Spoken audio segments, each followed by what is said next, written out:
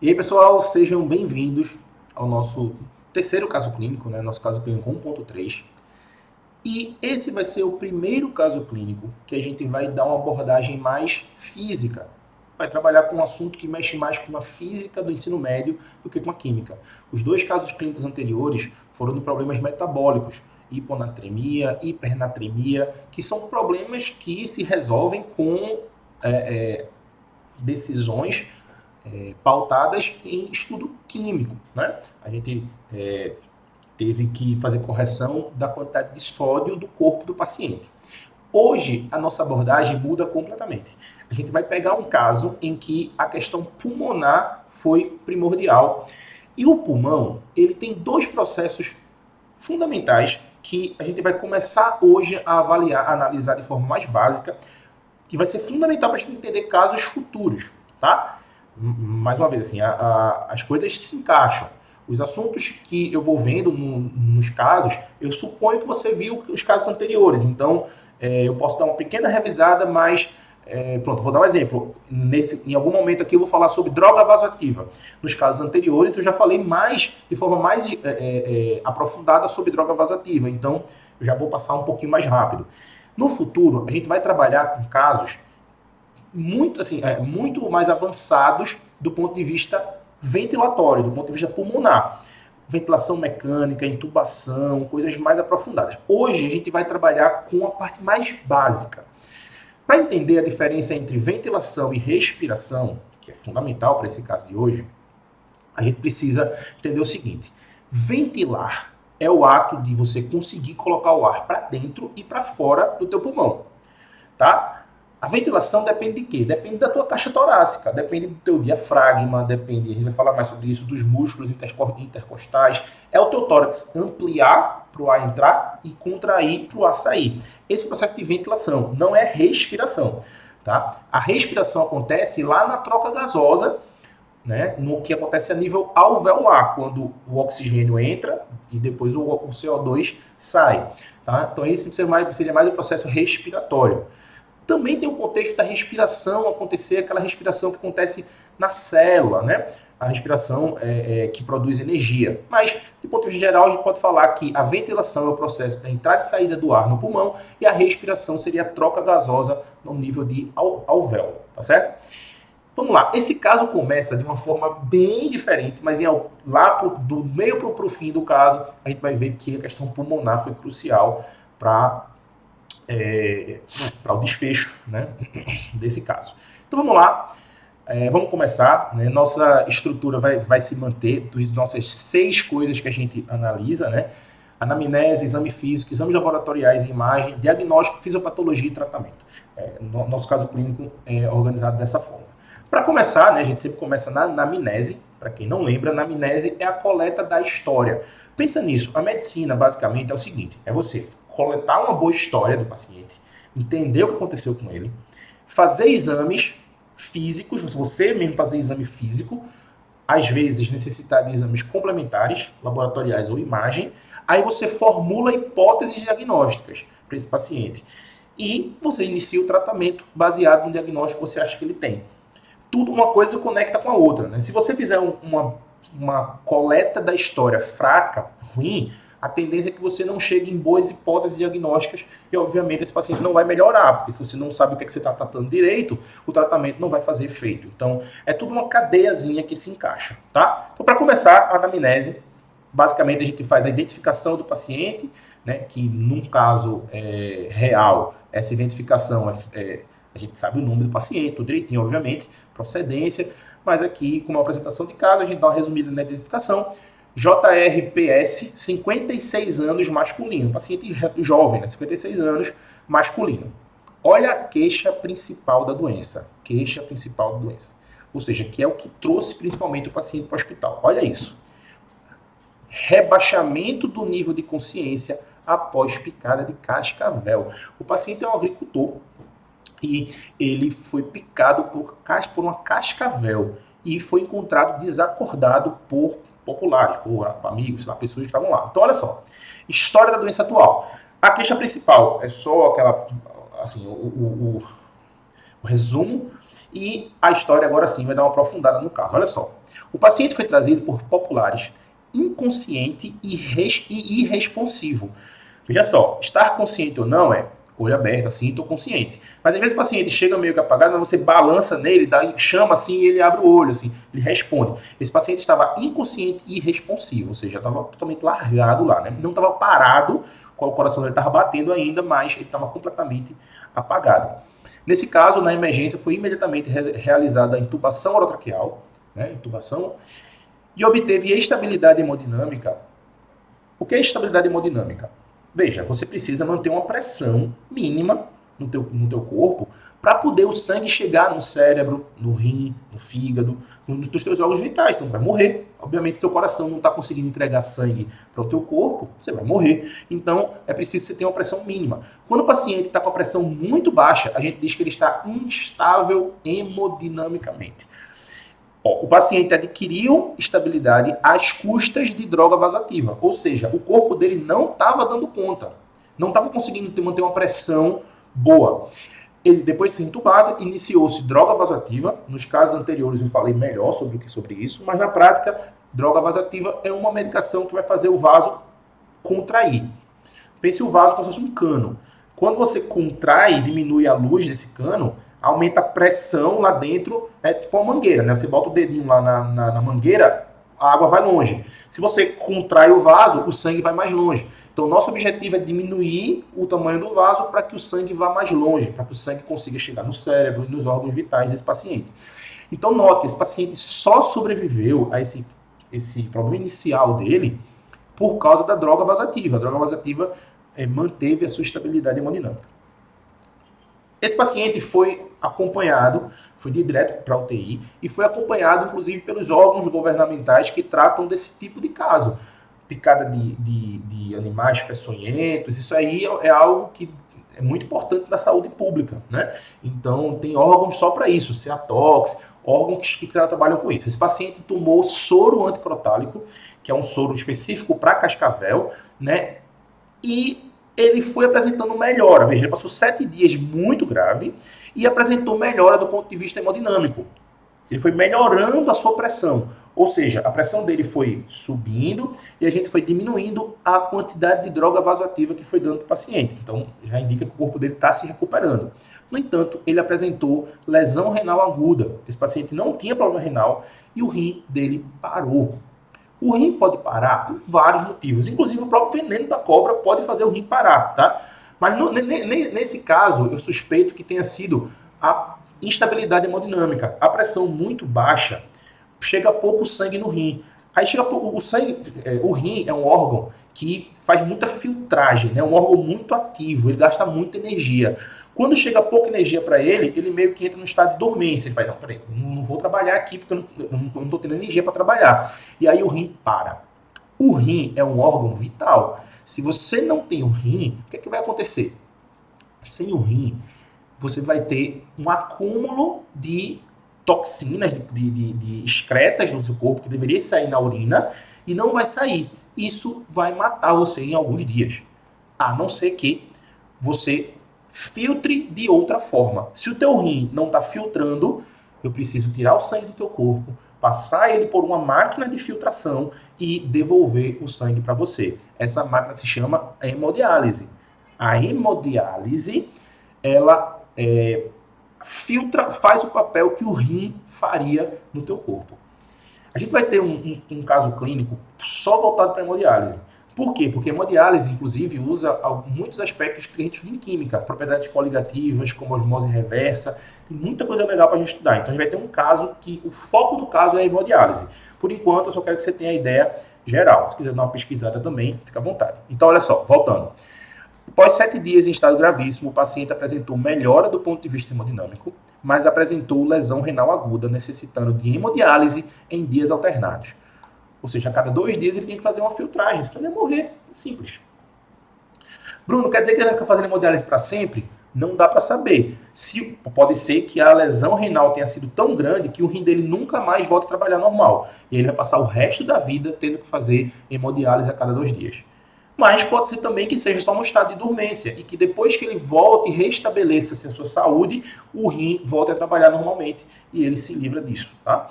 Então, no 15º dia de internamento, ou seja, 2 semanas depois, após troca do acesso venoso central, que apresentava sinais flogísticos, sinais de infecção, ou seja, vamos lá, vamos falar sobre isso. Quando você chega no hospital, você é muito acostumado a que a enfermeira, o técnico lá, pega a tua veia aqui, né, no braço e tal. Essa veia é um acesso periférico, está na tua periferia.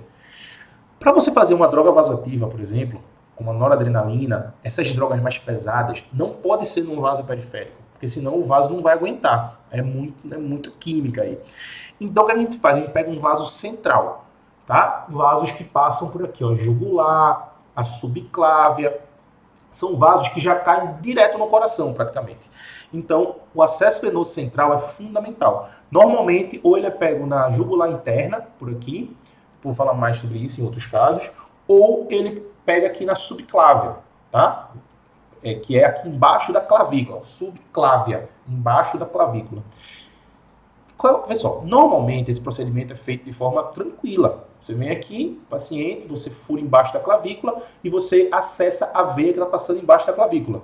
E aí você passa um catéter lá, por dentro dessa subclávia, pela veia subclávia, e aí as medicações ficam caindo praticamente dentro do coração direto, tá? Sem passar por esses vasos. Então, assim, o acesso venoso central é importantíssimo nesse paciente. Mas, às vezes, na hora que é feita a punção, isso não necessariamente é um erro, pode ser por erro médico, mas não necessariamente.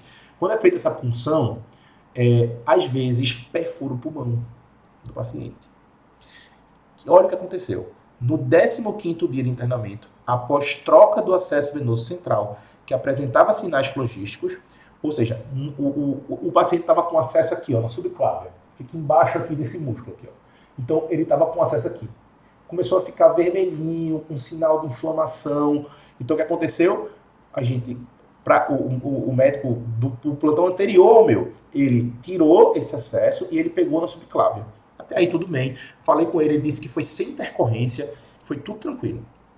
No entanto, o paciente apresentou o pior importante do quadro respiratório. Essa é a história do nosso paciente e como eu peguei esse paciente na UTI, tá certo? Paciente hipertenso. Bom, então, anamnese feita, né? Perdemos um pouquinho mais de tempo que o normal na anamnese. Vamos lá para o exame físico.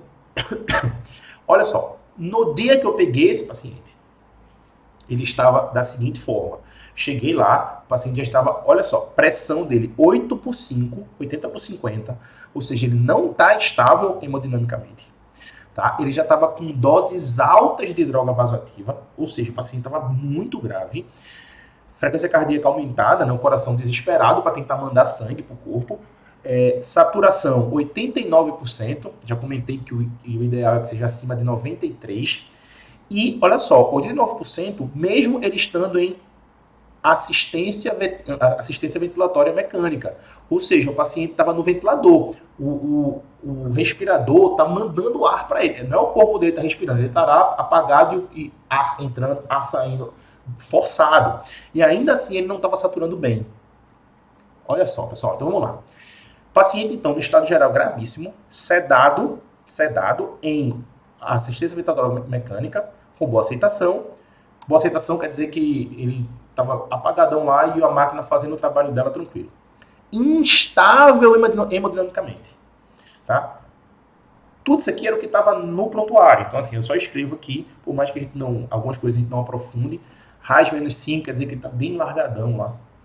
Não vem muito ao caso. O que vem ao caso é isso aqui. Aparelho respiratório. O paciente tinha murmúrio vesicular. Quando tu respira, que você ausculta o pulmão, você bota o estetoscópio no pulmão, você escuta o ar entrando e saindo. Você escuta isso, o ar entrando e saindo. Isso se chama murmúrio vesicular. No pulmão direito do paciente, o murmúrio vesicular estava ok. No esquerdo, não tinha nada. Murmúrio vesicular abolido em hemitórax esquerdo, presente no hemitórax direito. Percussão hiperressonante em hemitórax esquerdo. Eu vim aqui no emitório esquerdo dele, fiz isso aqui, ó, e a zoada parecia um tambor. Veja, isso aqui essa é a zoada normal de um pulmão. O dele fazia bum, bum, bum. Entende? Como se fosse... Ou seja, aí eu já sabia. Esse paciente estava com pneumotórax.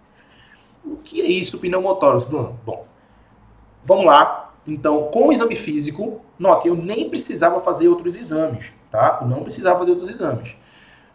Com o próprio exame físico, já estava diagnosticado o pneumotórax, tá? Sem problema. Mas, obviamente, a gente, se possível, né, a gente vai fazendo as coisas e pede exame, né? No nosso próprio trabalho é muito rápido. Eu solicitei um raio-x do tórax do paciente e rapidamente já foi feito o raio-x e chegou nessa imagem aqui. Olha essa imagem aqui. Bom, pessoal, aqui a gente vai observar o seguinte, presta atenção. Essa imagem, ela mostra... Aí você vai dizer, Bruno, isso aqui é o normal, né? É o pulmão normal. Não, pessoal. O pulmão normal não é tão preto assim. O pulmão normal, ele tem meio que umas coisinhas branquinhas assim, ó. Tá? Então, duas coisas a gente observa nesse tórax desse paciente. Olha só, pretão desse lado. E olha isso, pessoal. O coração desse cara tá muito para a direita, pô. Não só o coração, se a gente olhar aqui, ó, a traqueia tá para cá, tá jogada para a direita, tudo tá jogado para a direita. Olha só, então esse paciente, ele tem um pulmão colapsado. Na verdade, não sei se dá para ver aí, mas o pulmão dele é mais ou menos essa manchinha aqui, ó, que tá passando por aqui, ó. Essa mancha aqui é o resto de pulmão que tem. Isso aqui tudinho é ar. O que aconteceu, Bruno? Na hora que foi puncionar o acesso dele, furou o pulmão. E o pulmão é feito uma bexiga. Se você fura, o ar sai para fora. E aí a bexiga murcha.